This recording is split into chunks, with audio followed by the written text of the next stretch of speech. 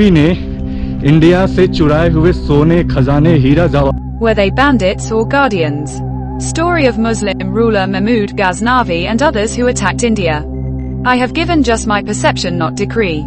It is you to decide whether they were protectors, rescuers, deliverers, guardians, defenders, liberators, redeemers, benefactors, champions, heroes, preservers, patrons, supporters, advocates, or indeed they were plunderers, pillagers, raiders, robbers, thieves, bandits, marauders, despoilers, spoilers, ransackers, invaders, burglars, vandals, brigands, pirates.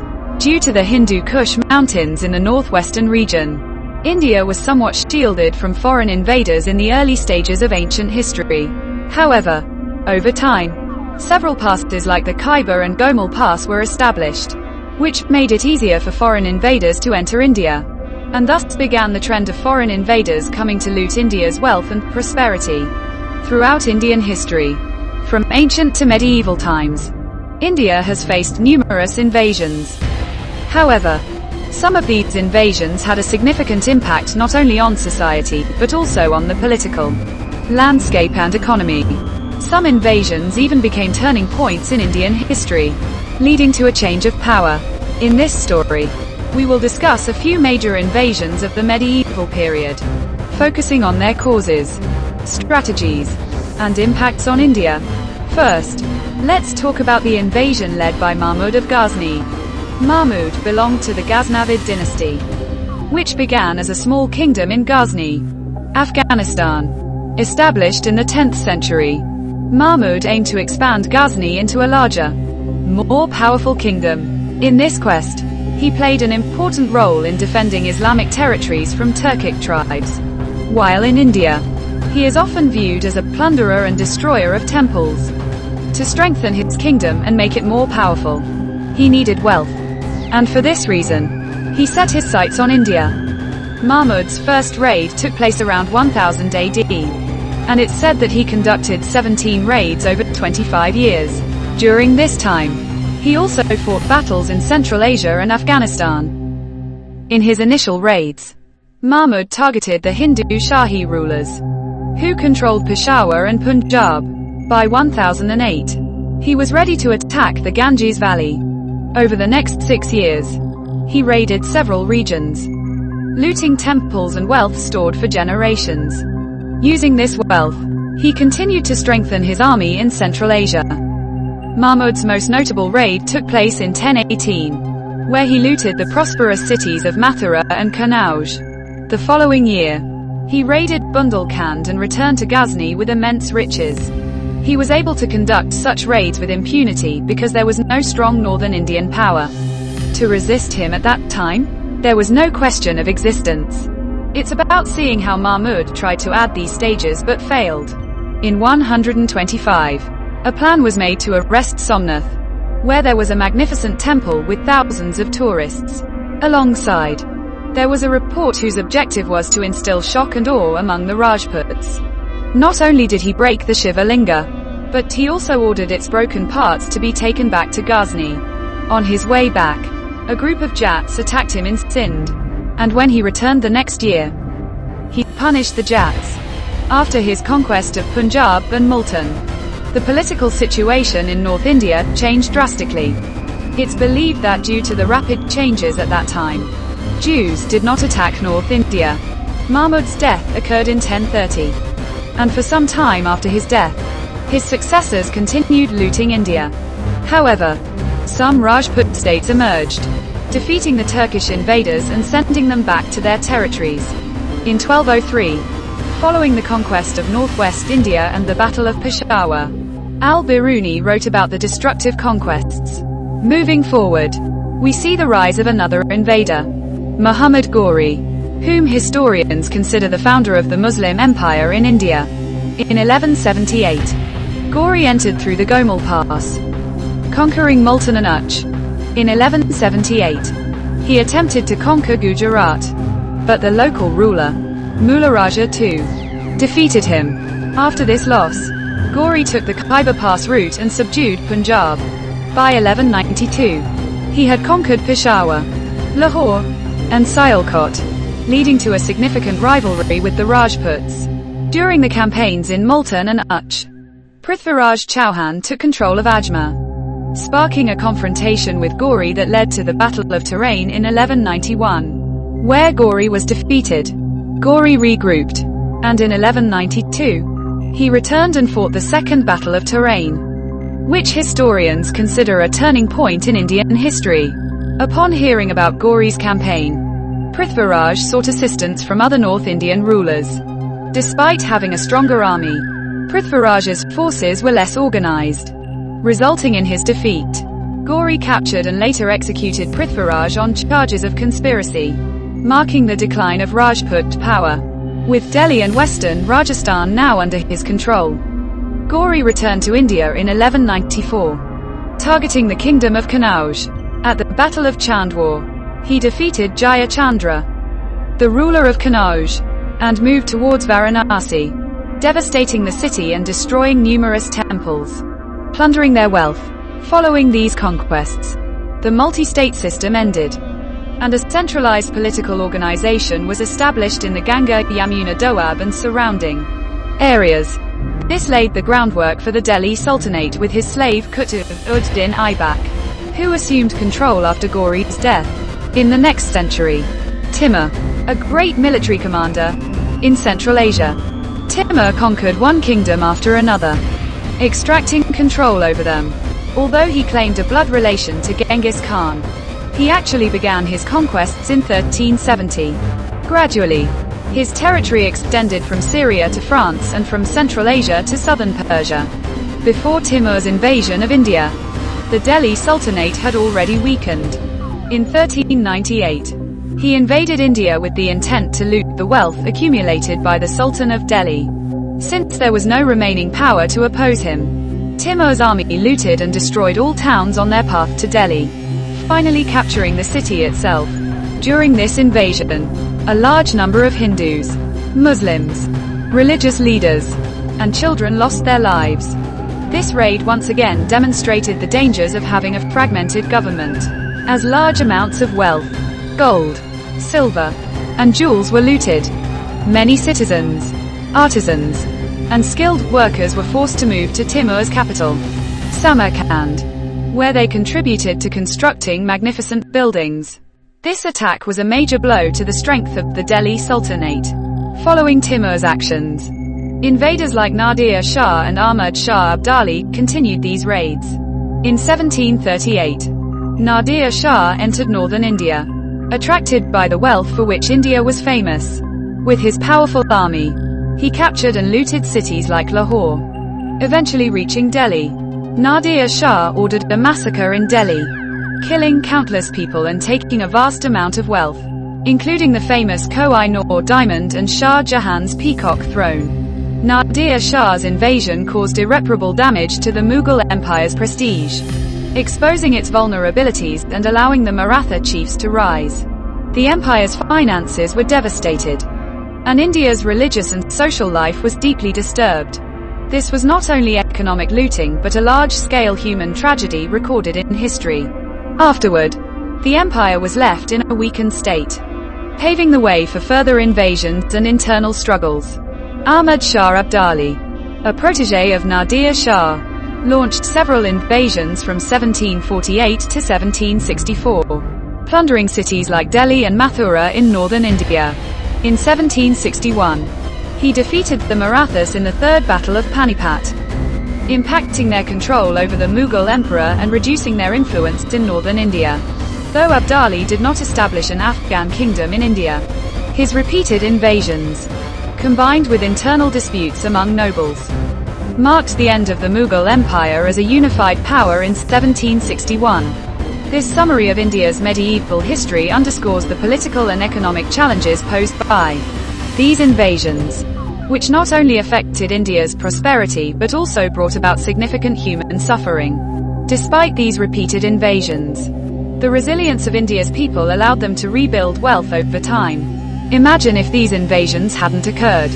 The cultural and societal fabric of India might have been very different. TDP forces frequently attack us from within. Our borders are no longer secure. And even within Khyber Pakhtunkhwa, such incidents continue. Why is this happening?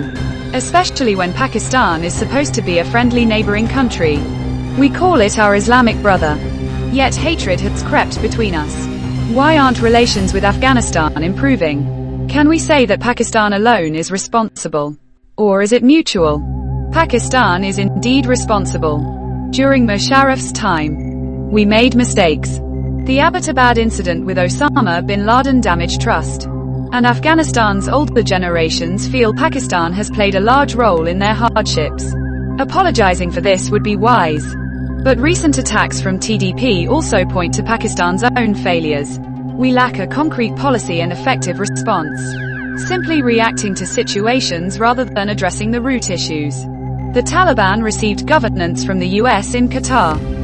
But instead of using these connections to our advantage, Pakistan remains entangled in the past our failures in planning are clear, while Afghanistan continues to resent us for our role in their conflicts.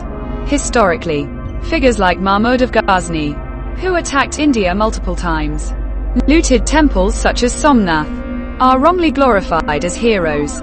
They looted to fund their armies, treating even Hindu temples as resources, which they pillaged for wealth. Many Muslims today consider him a hero. But in truth, he was a plunderer. Similarly, Ahmad Shah Durrani attacked India for riches. These acts were not of valor but of need. Today, the Somnath temple still stands proudly. Despite being looted and destroyed 17 times, it remains a sacred place, rebuilt each time by Hindus. Meanwhile, no one mourns for the lost lineage of Ghazni. In fact, his legacy as a conqueror fades, while Somnath's resilience stands as a testament to endurance. The reality of Pakistan and India's division is painful. The partition was not necessary. It only caused irreversible losses, emotional and material, for both Muslims and Hindus who were once neighbors. The desire for separation, however, came solely from Muslims who demanded a separate nation. If there had been no such demand, perhaps there would not have been so much bloodshed and displacement. The Hindus were ready to coexist. They never called for separation. This truth may be bitter, but it is the reality. Muslims initiated the separation. And if they hadn't, perhaps millions would not have lost their lives or been forced from their homes. It was a tragedy rooted in a forced divide. Let this hatred end. People come and go. But there are truly good people on both sides. Neither side is bad. Both have good people. But may God guide the politicians. If only they saw the goodness of people around them. I shared my own challenges. And an Indian brother from the US immediately reached out, saying, "This is my brother. Please help him. Humanity and love don't belong to any one country. They blossom like a lotus in muddy waters. This love is what drives me. Especially since India and Pakistan are the lands of my ancestors. I have deep affection for my Indian brothers and sisters. I used to go out of my way to serve people, even bringing water to passengers on special days, meeting them before the train departed. I have so much love in my heart for India, for my brothers and sisters there. But here, people talk of hate and conflict. Sadly, they carry bitterness even at home, without any peace in their hearts. When a flower has a sweet fragrance, it spreads. Paper flowers have no scent. There are truly wonderful people in India too. Don't believe that all Indians are enemies. Some of my elders, if they were alive, would sigh deeply, remembering the homeland they left. Places like Ludhiana, Firozapur, where they came from, even as they faced displacement. Even though they've moved on, they still find no peace. Those who left from here to settle there, or those who settled here from across the border have worked hard, with generations struggling and succeeding. Sikhs, for example, endured many challenges in refugee camps, losing so much, even doing menial jobs when they were once wealthy. But through their efforts, they have now made a good life for themselves. I've witnessed my Sikh friends, originally from Pakistan, flourishing in India. building successful businesses, running hotels, or excelling in jobs. Now, you won't see any Sikh family from Pakistan who hasn't found their footing here after 77 to 78 years. Generations have worked and sacrificed to give their children a promising future.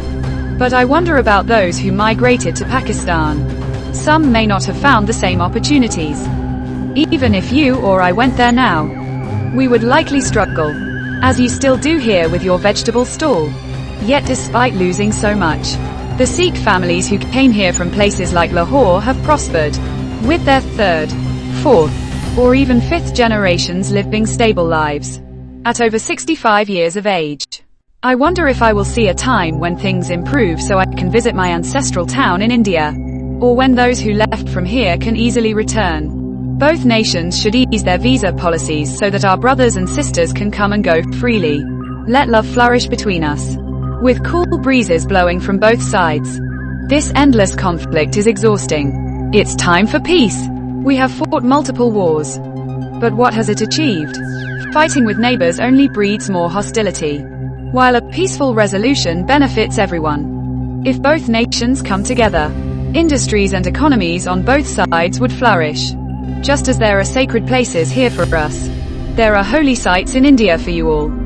Let us visit each other's places of worship, enjoy each other's offerings, share sweets and blessings. My prayer is for happiness and prosperity for all. May God bless everyone. Here, we have Nankana Sahib, Guru Nanak's birthplace, only 45 miles away. I visit there, not out of any animosity, but with respect and love. I often go and sit at a place near Baba Ji's area. There's such positivity there. And you know, this place is also the home of Shahid Bhagat Singh. His house is on Jandwala Road.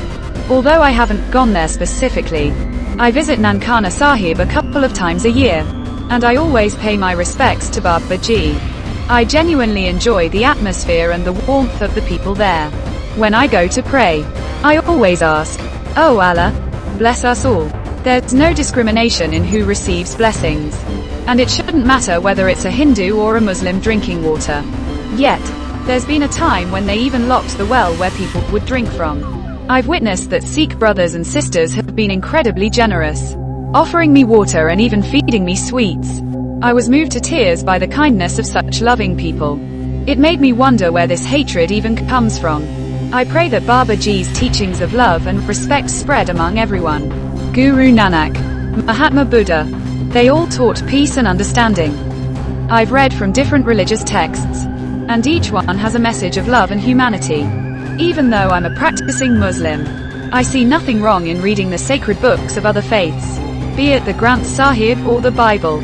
These books emphasize love, and it's the negative-minded people who spread hate. It's clear in every faith. Offer forgiveness and patience. But there's also a limit. Even in the Gita, Lord Krishna teaches Arjuna that one must stand up to injustice and fight for what is right, even if it means standing against loved ones. Forgiveness should be practiced to a certain extent. But beyond that, one must take a stand. The teachings of these religious figures tell us that peace and love are the core of life. But in reality, many of our schools and textbooks, especially in Pakistan, spread hate against certain countries and religions. Until we address this and stop the hate-filled education in schools, the visa policies and relations will remain strained. To remove this hatred, we need to start educating and spreading awareness now. But it might take 3 or 4 generations before any real change happens. I appeal to all leaders to make the visa policies more lenient. However, it's not an overnight change. We need to rewrite the textbooks and cultivate an understanding of peace and respect. In our society, anyone who openly praises other religions or speaks about interfaith harmony is at risk. People can misunderstand and twist their words to create dangerous situations. We all know that extremists might issue a fatwa or declare such people heretics. Top of form, bottom of form.